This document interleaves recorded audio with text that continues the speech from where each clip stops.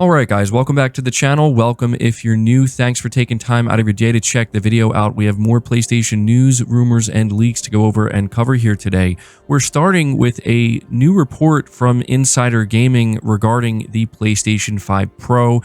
They have apparently more detailed specifications to inform us about.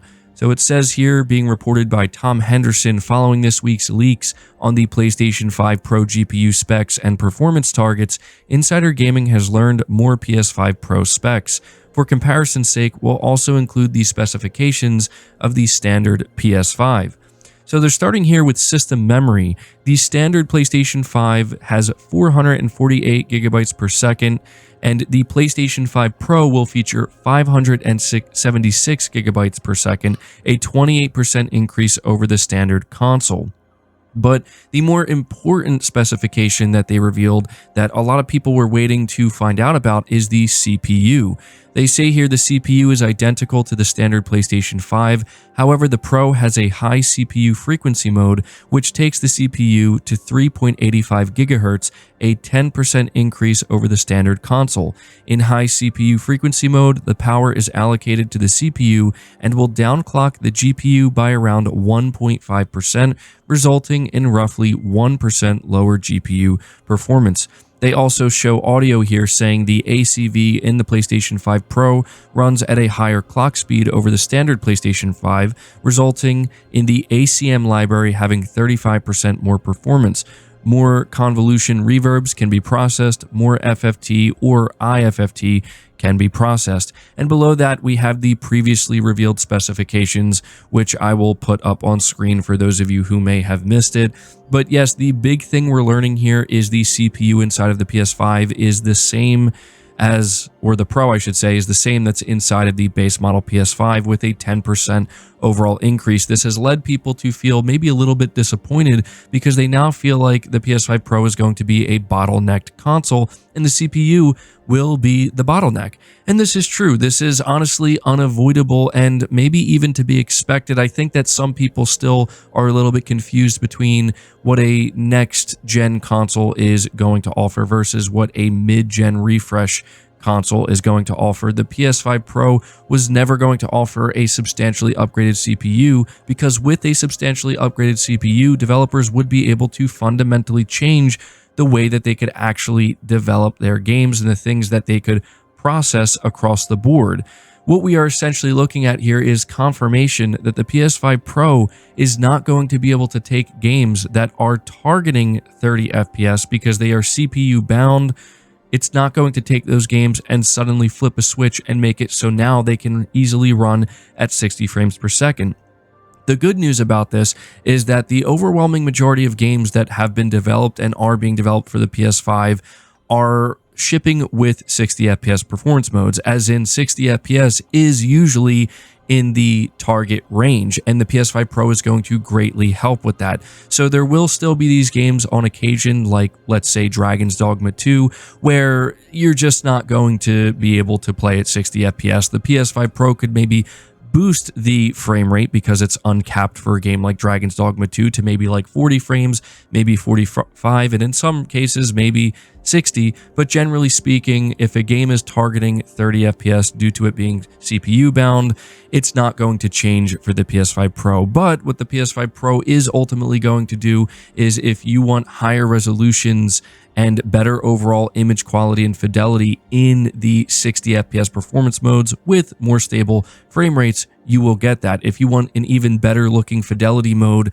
with ray tracing, a lot more ray tracing at that, you will get that. That is what the PS5 Pro is going to do.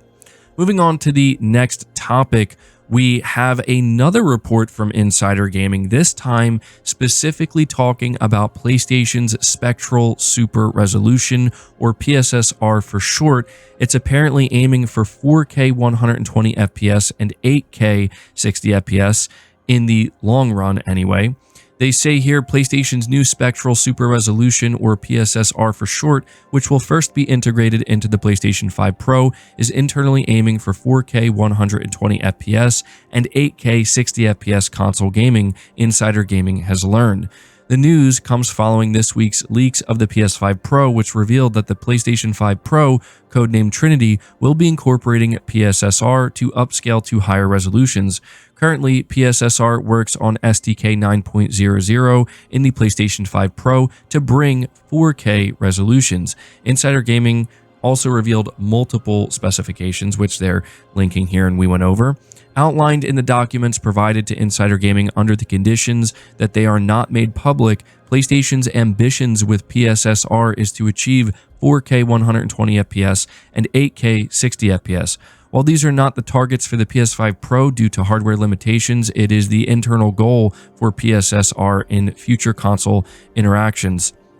The PS5 Pro PSSR currently supports 4K and is currently aiming for 4K 60 FPS and 8K 30 FPS, but it's unclear if those internal milestones can be passed. So there are actually 2 case studies for unnamed first-party games that were included in this documentation. Now, I do want to highlight before we go over this, we do not know what these first-party games are. We don't know if they're games that were already released, games that are currently in development.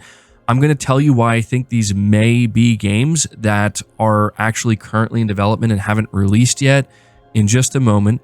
But game number 1, it says target image quality close to fidelity mode 1800p in performance mode at 60 FPS. So on the base PS5, this unnamed game is running at 1080p at 60 FPS in performance mode. The fidelity mode is running at 1800p at 30 FPS.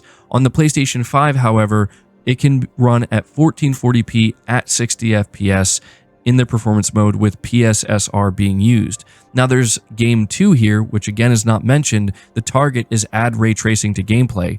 The standard PS5 achieved 60 FPS without ray tracing, but on the PS5 Pro, it was able to achieve 60 FPS with the ray tracing incorporated, but we don't know the resolutions. Now the reason why I'm saying this might be a game that is currently in development and hasn't yet released is because look at the performance mode, 1080p 60 FPS. This tells me that whatever game they're testing this on is truly beginning to push the limits of what the PS5 is capable of doing. Up until this point, I do not recall any first-party PlayStation exclusives running at 1080p in the 60 FPS mode. Unless they're not counting the dynamic resolution here. Maybe these are just the internal, the lowest resolutions, I guess you could say. Maybe the PS5 Pro, the lowest resolution it would run is at 1440p, but it can go up to native 4K. That could be what we're looking at here. But either way, this is giving us a pretty clear picture of not only what we can expect with the PS5 Pro, which is exactly what I said just a moment ago. We're going to see increased visual fidelity in the performance modes for PS5 games, such as resolution bumps. But it's also letting us know what Sony's long-term ambitions are here, talking about 4K 120 FPS, 8K 60 FPS. I think it's fairly obvious that we are talking about the PlayStation 6 and beyond at this point, maybe even the PlayStation 6 Pro. But yeah, for something like PlayStation Spectral Super Resolution, Sony obviously has long-term plans with it, and the first time we're going to see it properly implemented is with the PS5 Pro. I do appreciate all this insider information that we are getting from Tom Henderson. He clearly has somebody who's working very close with Sony and the PS5 Pro as a source, and so we'll see if we continue to get more information. Moving on to the next topic, we're talking about Rise of the Ronin and how it was inspired by Ghost of Tsushima, being reported by Gaming Bolt as an open-world action-adventure game with a period Japanese setting. Rise of the Ronin has drawn a lot of comparisons with Ghost of Tsushima, and the more that we've seen of the upcoming Team Ninja game, the more prominent the similarities between the two games have become. It's no surprise then that Sucker Punch's 2020 Samurai Epic served as very direct inspiration for Rise of the Ronin's development team. That's per Rise of the Ronin's director, who revealed in a recent interview with Automaton that with Team Ninja setting out to create its first open-world game, Ghost of Tsushima was one of the games that the studio took cues from, citing its combat and the level of research that was poured into the Japanese setting. Rise of the Ronin is our first open world game, and Ghost of Tsushima was one of the games we used as reference, and I personally enjoyed it. I felt inspired by the fact that a game set in Japan had been researched to such an extent by the developers and had also received high praise for aspects such as its combat system. At the same time, I wondered why we couldn't release a game like Ghost of Tsushima back then. Ghost of Tsushima served as good encouragement for creating Rise of the Ronin. Meanwhile, the game's producer said that beyond its similarities to Ghost of Tsushima, Rise of the Ronin also features the unique characteristics that one would also expect from a Team Ninja game.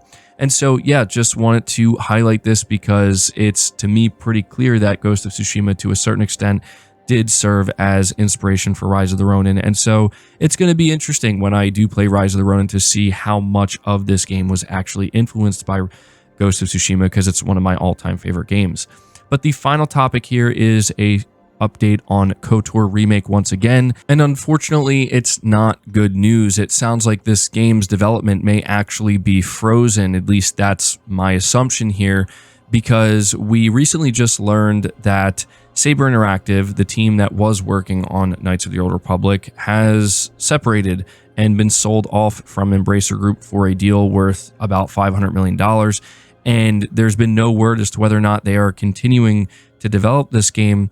And recently, the CEO of Embracer Group was asked what the current state of this game is, and they just reference it as the licensed game. They don't even say it by name for some reason. And without giving the full quote here, he basically said that we're not going to see it released in the next year, and that he says this game needs deep love and respect, and it's basically going to need more time. And so, yeah, this game was announced in 2021. We haven't seen any gameplay of it, and we just don't know the current status, and the CEO is seemingly unwilling to give us any type of details about the current state of this game. So, not good news, but I told you guys I would keep you updated with anything we hear about KOTOR Remake. But that's going to do it for the video. I hope you enjoyed it. I hope you found it informative. If you did, leave it a like, subscribe to the channel if you're new, hit the bell notification icon, and feel free to share this video out on top of all that. But until next time, guys, take care.